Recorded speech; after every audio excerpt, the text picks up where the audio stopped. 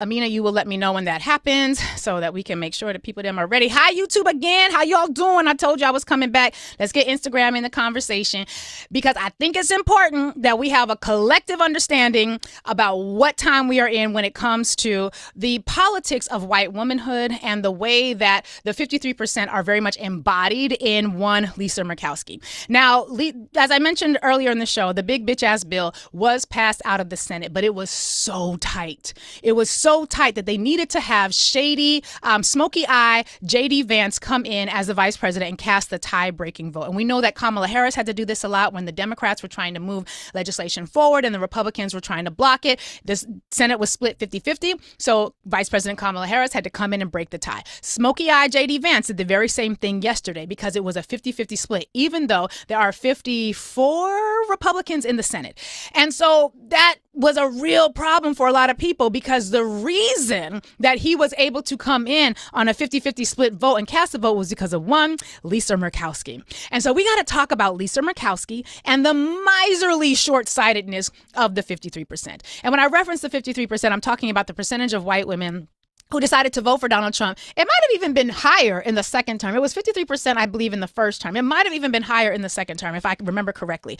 But we got to talk about this because it is a phenomenon that doesn't often get the level of scrutiny that it deserves. And so I want to scrutinize it because it definitely deserves it. So there's an article in Politico, do with that what you will, entitled How Republicans Got Murkowski to Yes on Trump's Mega Bill. After a torturous overnight of negotiations and concessions at her home state, the Alaskan representative cast the decisive vote. And this really matters. And I wouldn't have as much smoke for Lisa Murkowski had she just always been one of them women who's like, I am going to vote for this bill because I believe in Donald Trump. Had she just said that, I would have been all right with it because at least she's being true to her evil internal self. Because I believe anyone who's going to pass a bill that's going to take health care away from millions of people, you an evil motherfucker. You is an evil motherfucker, and Jesus don't like you either.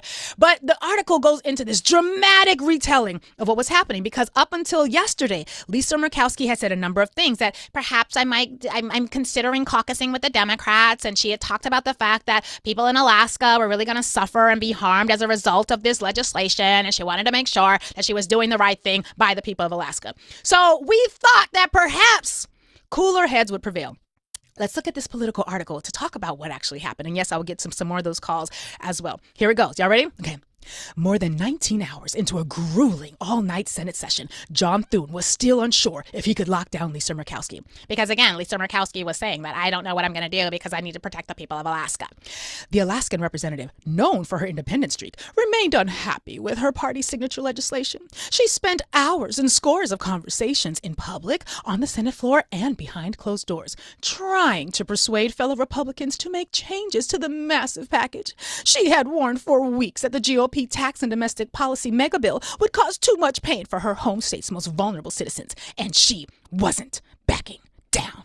I can just imagine the writer like being all dramatic when they put this part in. At one point, because this is following the blow-by-blow, the play-by-play of how the big bitch-ass bill got out of the Senate.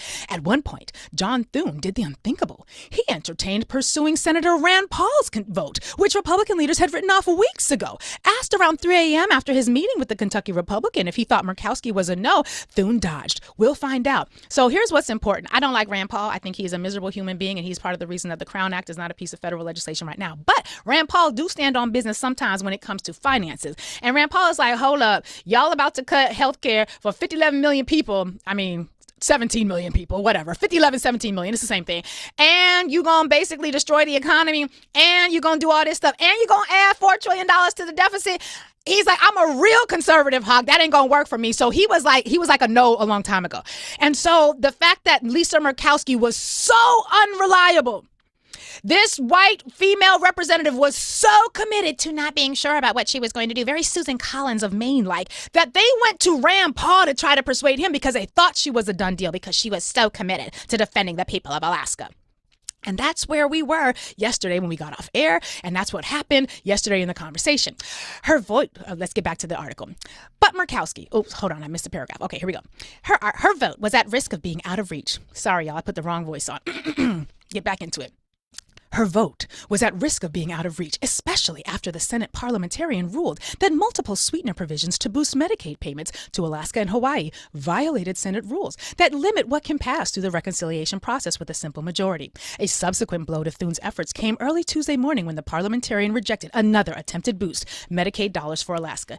Here's what y'all need to know about this. The Senate parliamentarian is basically the person who's like, hey, man, you can't do that. That shit is illegal. Like, what the fuck is you doing? Like, you know good goddamn well that don't belong in no legislation like this, because this is a package of legislation that is called a reconciliation package. And it cannot allow for additional substantive things to go into the package because it is going to pass on a 51 vote. And if you're going to do something substantive in terms of substantive legislation, like, you know, protecting voting rights or protecting reproductive justice, you got to have a 60 vote majority in the Senate. They didn't have that. So they're doing this as a reconciliation package because they don't have 60 votes in the Senate. They don't have enough Democrats other than John Fetterman, who they might be able to convince to side with the Republicans. There's some others too, but John Fetterman deserves to smoke because he's lazy. And he's done a terrible job. But as a Democrat or just as an executive, elected official. Sorry, I was getting distracted and we was about to go down a John Fetterman train and we don't need to do that. So Lisa Murkowski basically had cut a side deal for the people of Alaska. She cut a side deal knowing how terrible and awful this bill was going to be for everybody else. And she's like, well, I don't mind if it's bad and terrible for everybody else and nobody else gets health care so long as my people get health care. And that is the sort of miserly short-sightedness of white female politics that is largely part of the reason why we are in the situation that we are today. Let's get back to the article. Murkowski, at times wrapped in a blanket or carrying around legislative text and pen to her colleagues. Pause. Do you see how Politico is trying to humanize this? How Politico is trying to make her seem like a docile, delicate, but valiant white woman who is doing what she can to help the people, despite the fact that she has just been set upon by the raging wolves of the Senate. She's clutching her alabaster pearls. And this description, she's at times wrapped in a blanket or carrying around a text and a pen. Like, would you stop it? It's a grown-ass woman. She's a goddamn grandmother, for God's sake. Take the blanket off. Lisa, get to work. Anyway, they talk on about the fact that she has this legacy of being independent, and she won victories even in this legislative effort. She won victories on clean energy tax credits, delaying changes to food aid for her state, and the promise of massive revenues from oil and gas drilling leases, among other priorities she can take home. So she sold out the nation because she thought that was going to help Alaska. Now, I am all for elected officials defending their constituents. I am not Lisa Murkowski's constituent. I don't live in Alaska. She represents the people of the great state of Alaska. But in the end, even after the parliamentarian said we got to take out all the benefits that you were able to triflingly extract for Alaska, despite the fact that you turned your back on the American people so you could get private benefits for yourself. They took those private benefits for yourself that you shamelessly decided to extract and say, damn everybody else. And according to Politico, in the end, Murkowski voted for a bill that makes up the core of her party's domestic agenda. I held my head up and I made sure that the people of Alaska are not forgotten in this, but I think that there's more to be done, and I'm not done, Murkowski told reporters immediately after the vote. I'm going to take a nap, though. That's a direct quote. She says she gonna take a nap because she tired, because she done did a whole lot of work. And she was trying, but she was like, well, maybe the Senate will save us. The miserly short-sightedness of white women in politics right now is one of the big reasons why we're in this situation. But I want you all to hear from Lisa Murkowski in her own words, because you might be thinking, Lurie, you being a little extra. You got the voices on and we don't really know if we can really count, on what's happening right now. But maybe, Lurie, you're being a little extra. I want you to listen to Lisa Murkowski. Amina, do you have the clip where she's talking? I want you to listen to Lisa Murkowski. YouTube, I'm going to share this with y'all. Instagram, you guys are going to hear this out loud because we're going to play it out loud for you. I want you all to listen to what this woman said when she was asked about the bill that she voted on. Let's take a listen. Senator Paul said that that your vote was a bailout for Alaska at the expense of the rest of the country. Oh my God. That's what Senator Paul said. My question was easy. Senator, we've got the... I didn't say it, ma'am. I'm just asking for your response. My response is I have an obligation to the people of the state of Alaska. And I live up to that every single day. I fight for my state's interests, and I make sure that Alaskans are understood. I work hard to take care of a state that has more unique situations, more unique people, and it's just different. And so when people suggest that federal dollars go to one of our 50 states in a, quote, bailout, I find that offensive. I advocated for my state's interests. I will continue to do that, and I will make no excuses for doing that. Do I like this bill? No, because I tried to take care of Alaska's interests. But I know that in many parts of the country, there are Americans that are not going to be advantaged by this bill. I don't like that. I don't like the fact that we moved through an artificial deadline, an artificial timeline to produce something, to meet a deadline, rather than to actually try to produce the best bill. We can take it down from there. Instagram, I hope you all were able to hear that sufficiently, because what Lisa Murkowski basically said was that she voted for the big bitch-ass bill knowing it was going to hurt other people because she's there just for the people of Alaska. And if Lisa Murkowski lived in a country of Alaska, that would make sense. If the only thing that she had to be considered about was her people, then that would make sense. But what's really interesting to me, as Ben Miserly has pointed out on YouTube or whatever, one of these apps that I found it on, he says the following: what Murkowski doesn't realize is that while she got some kickbacks for Alaska, she is also harming Washington state. Interestingly, Alaska does not have a level 1 trauma center in the entire state. Neither does Idaho. They all rely on access to the Washington state public funded entity for their health care. So Lisa Murkowski, knowing that her community did not have access to benefit its people, her community did not have access or the capacity to ensure that the health of their people would be met. She argued for her community to be exempted from these cuts to Medicaid. They ain't got a fucking trauma 1 center in Alaska. So everybody who gets sick to the level where you need a level 1 trauma center basically has to go to other states. Other states like Washington, other states like that are going to be funded. And oh, wait a minute, is Washington a Democratic-led state? Wow. Lisa Murkowski and her community are basically going to have to go to Washington state, other states that are democratically led, where they do have proper investments in medical care, where they do have proper investments in the capacity to provide for services. And so she basically voted to save her skin, while ensuring that the place that the very people she claimed she was working on behalf of would be defunded and they would not get access to healthcare. Do you see the fucking games that these people are playing? This is some Miss Millie on some crack levels type shit. Because when you do this, when you have this very short-sighted, miserly, it's mine, and I'm going to uphold the patriarchy. I'm going to do what my men want me to do, even though I know it's the wrong thing and it's evil and terrible and no good and very bad, you end up losing. And now she getting dragged for filth up and down to Congress. Dragged for filth. We got Representative Joe Neguse. We got a whole host of representatives basically saying, wait a minute, Lisa Murkowski said what? In fact, Amina, let's go to the Representative Jim McGovern quote. I want you all to listen to this. Urban View, YouTube, I can't remember if I got this. Oh, wait, yes, I do. I have it right here. Can you please, for the good people, play Jim McGovern, who is going to talk about the fact that Lisa Murkowski did this very thing, sent the bill back to the House knowing it was a fucked up piece of shit, and then is going to hope that the House is going to be the ones to fix it. Let's take a listen. And listen to this quote from Senator Murkowski, who just caved and voted for this bill. And you got to love this. She said, quote, "My hope is that the House is going to look at this and recognize that we're not there yet," end quote. I mean, my question to her is, if you really believe that, then why the hell did you vote for this bill? It doesn't make any sense. It's a dereliction of your duty as a United States Senator and as a representative for the people in Alaska. I mean, when was the last time this current House of Representatives has fixed or solved anything? I mean, where have you been, Senator Murkowski? This Republican House is dysfunction on steroids.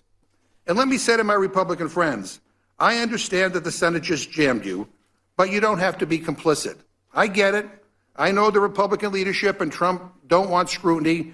They don't want the American people to understand what's really happening here. This bill is a middle finger to millions of Americans. It isn't just a bad bill, it is the most dangerous piece of legislation in modern history. Dangerous because of the very real damage it will do to real people, sick people, hungry kids, families just scraping by. If this is Republicans' top legislative priority this Congress, it tells us everything about where your values lie. And it's not with working families, not with struggling communities, but with mega corporations, billionaires, and Donald Trump. Well, what he said was, you whack. He said Lisa Murkowski was stupid and she was whack. How are you hoping the House Republicans are going to save this bill? This is what the 53% regularly does. They assume leadership positions. They make terrible choices that are going to negatively impact everybody to uphold the patriarchy and then wonder why they're getting teased about it. Why are you laughing me and calling me a cheap date? Because they are calling her a cheap date. They got people in the House who are like, Lisa Murkowski did what? She sold out her own community for what? And she decided to vote for something that was going to destroy her people for what? Somebody on Instagram said, yet though he slay me, I will still serve him. Damn. Damn. The reality is there is a miserly component, a miserly short-sighted component to the way in which people who are in alignment with the 53% operate. And the problem that we have is that they often get this opportunity to pretend like they care. She was wrapped in a blanket doing everything she could to convince her colleagues. She did everything she could to tell the House that she didn't really want them to pick up the bill that she sent. She did everything she could, but what was in her power?